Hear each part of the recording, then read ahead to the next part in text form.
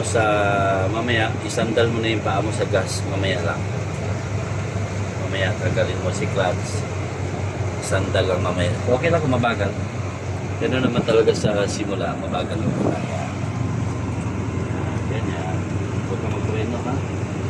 Yan. Sandal mo yung paa mo doon sa gas. Sandal lang. Tagalin mo. Huwag mo idiin. Sandal lang. Yan. Sandal mo lang. Patong mo lang. Huwag mo idiin. Tagalin mo yung kaliwang paa. Yan. Huwag mo itulak yung paa mo ha. Sandal mo lang. Gagalaw yan. Tapos kung gusto mo, lagyan mo ng bigat konti lang. Huwag mong piktusan ha. Yan. Bigat lang. Ganyan ang driving. Pag sinandal mo yung paa mo sa gas, huwag mo siyang itulak o piktusan. Bigyan mo lang ng bigat paunti-unti. Check mo side mirror para sumayad. Wala. Alright. Pag sa liko, bitawan ng gas. Mag-focus sa manibela. Yan, very good. Konting bigat sa gas, konti lang. Konti lang. Para hindi tayo maubusan, hindi siya yan, hindi siya mag-stall. Ang stall, ibig sabihin ng kulang sa supply ng gas. Kaya halos nanginginig yung sasakyan, nanginginig ang makina.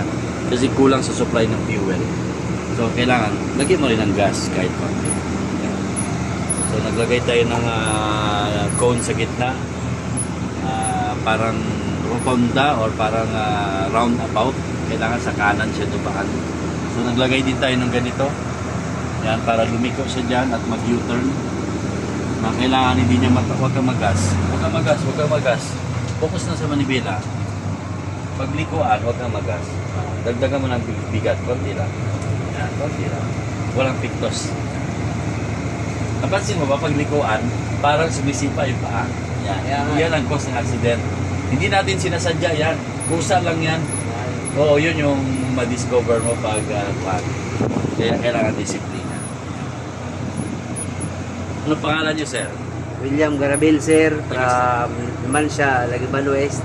Lagiban West. Magkalapit na tayo. Saan ka katrabaho, sir? Taga-Samar ko, sir. Bakasyon ako dito. Samar. Nagkataon may dito. May Samar pala. May Bisaya tayo. Taga-Lagiban naman siya. Kasi nakasawa ko taga dyan Nakasawa siya ng taga Numancia. Aklan. Pero siya ay from Samar. Tubong Samar. Samar. Bisaya ka daw. Waray-waray, sir. Waray-waray. So meron tayong waray-waray dito. Welcome sa Aklan. Sakto naman. Kaya dito. Anong barangay sa waray-waray? Katarmal rin Samar. Barangay Dalakit. Katarmal rin Samar. Barangay Katarmal. So shout out dyan sa mga taga Samar. Barangay Dalakit. Barangay Dalakit, sir. Barangay Dalakit. So nandito siya ngayon sa Aklan. Nagtitraining siya ng libre sa TESDA. Shout out sa mga taga-Samar. Shout out sa mga taga-Samar. Dito ko kay Sir Adolfos. Diba? Driver, TESDA. Wow. Basta kayo dyan, mga kabayan sa Samar. Sir Adolfos. Yan, Samar. Trainer, Adolfos, trainer, may-ari ng learning driving. Ako may-ari ng driving school. Ako rin ng instructor. So welcome. Nandito yung kababayan natin taga-Samar. So libre ito, training ng TESDA. Kahit sino, walang pili. Siya kasi nakasawa ng taga-Aklan, kaya naman siya, kaya taga rito, kaya nandito siya ngayon. Pero mabait po na tao, mga taga-Samar. So shout out po sa lahat sa inyo dyan. So ito, nagtitraining siya ngayon, nag-aaral siya paano lumiko, paano mag-drive, paano dumiretso, paano paggamit ng tamang gas, preno, manibela. So lahat po yan, swabe lang. Lahat po yan ay disiplina, walang yabang, focus lang. So mga konting mali, nakakorek naman yan, at least naiintindihan niya yung mga konting pagkakamali na minsan ay hindi sinasadya. Yan. So yan, sinicheck niya sa mirror. Yan. Ganyan siya. Manibela, ubusin niya ngayon. Ito, wag kang sumipa ng gas. Ubusin mo na, para sumayad ka. Huwag kang mag-gas, ubusin mo. Yan. Yan, very good. Yan, pwede na mag-gas pag naubos na yung manibela. Isang ikot pa. Kaya naman. Ganitong exercise, ganitong training, kailangan mahaba ang tiyaga. Tiyaga talaga to. Yan. Kasi itong training na to, pag natutunan nyo, magiging magaling kayo na driver. Maliban doon na magkakaroon kayo ng disiplina. Pagkatapos nyo na yun, syempre magamit nyo sa trabaho. Kung hindi ka naman marunong mag-drive, matututo ka dito hanggang sa magiging driver ka at magamit mo sa hanap buhay araw-araw. Ano lang naman yan. Yan ang trabaho ng TESDA actually.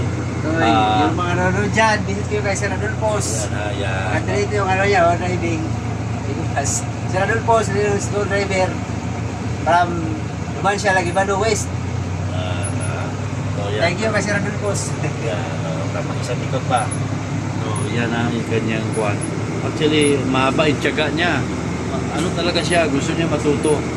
Kaya nakikita ko sa kanya, nag-i-improve. Yan o, yan niya. Yan. So, pasok siya.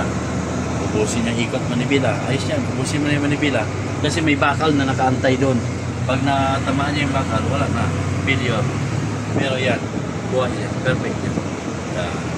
Sa ikot pa. Talagang driving eh. Wala tayong magawa eh. Tiyagaan talaga to. Para lang talaga sa tao to na may pasensya. Para sa tao na gusto matuto. So sa mga hindi marunong, enroll kayo dito. Punta kayo dito sa Adolfos. Malay nyo may mga libreng slot si TESDA. Mag-aral tayo, ha? Alright. God bless everyone.